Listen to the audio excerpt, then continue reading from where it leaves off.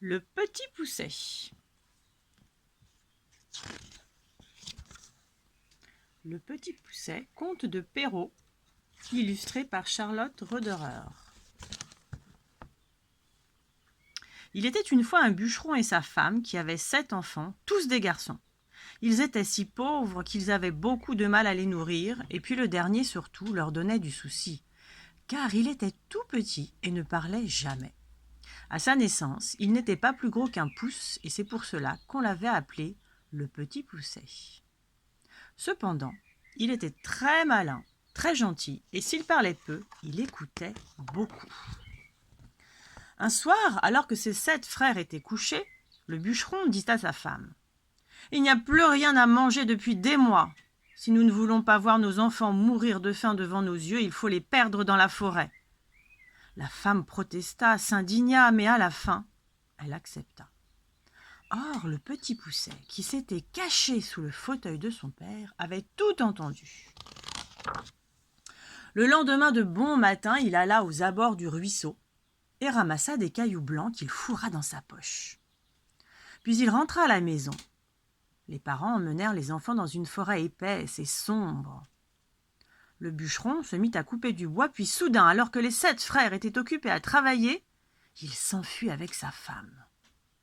En se voyant seul, les enfants se mirent à pleurer, mais le petit Pousset suivit les cailloux blancs qu'il avait semés sur le chemin, et il ramena ses frères chez eux. Le père et la mère furent très heureux de les revoir, d'autant plus que le seigneur du village leur avait envoyé de l'argent et qu'à présent, ils avaient de quoi nourrir toute la famille. Mais la joie dura tant que l'argent dura. Bientôt la misère revint et les parents décidèrent de trouver à nouveau un remède et de perdre à nouveau leur enfant. Ils en parlèrent tout doucement en chuchotant. Mais cela n'empêcha pas le petit Pousset de les entendre. Le lendemain matin, il se leva pour aller ramasser ses petits cailloux. La porte était fermée. Ah, qu'allait-il faire ? Il était en train de réfléchir quand sa mère lui donna un morceau de pain. Il le fourra dans sa poche. Il eut une idée.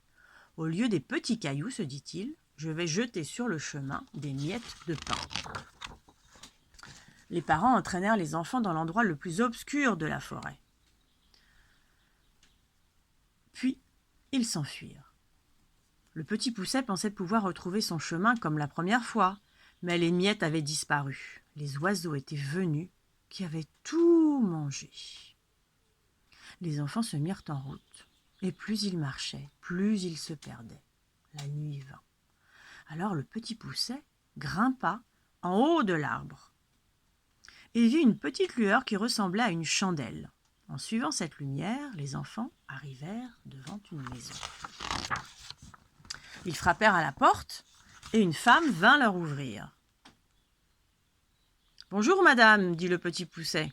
Nous sommes perdus dans la forêt. Pouvez-vous nous prendre chez vous ? Oh, mes pauvres enfants, vous ne savez pas où vous êtes. C'est ici la maison d'un ogre qui mange les petits-enfants.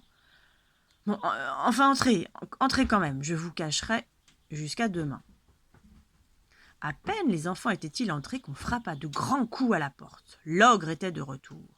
Vite, la femme le cacha les 7 frères sous le lit et alla ouvrir. Aussitôt, l'ogre se mit à table. « Ça sent la chair fraîche !» dit-il en flairant à droite et à gauche. Puis il alla droit vers le lit et il tira les 7 frères un à un. Il pointait déjà son grand couteau sur l'un des enfants quand sa femme s'approcha et lui dit : « Que veux-tu faire à l'heure qu'il est ? N'auras-tu pas assez de temps demain ? Et puis tu as encore tellement de viande. » L'ogre approuva et la femme conduisit les 7 frères dans une chambre où il y avait 2 grands lits.